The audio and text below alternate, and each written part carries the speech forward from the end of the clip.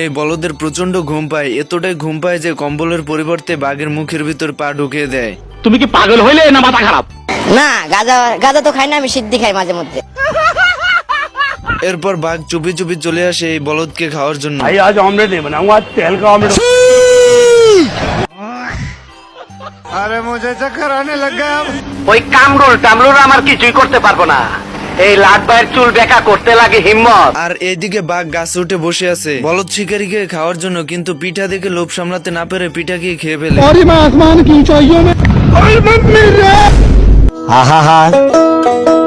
আমি পারি না, আর পারি না। এরপর রাত হয়ে যায়, শিকারী এবং শিকারীর ছেলে ঘুমিয়ে পড়ে। কিছুক্ষণ বাদেই শিকারীর ছেলে শিকারীকে বলে যে পানি খাবে। পানির কথা শুনে শিকারী পানি আনতে চলে যায়, আর ওইদিকে বাঘের অবস্থা দেখুন। হালাই আমার 14 মধ্যে খায় ফেলাইছিল।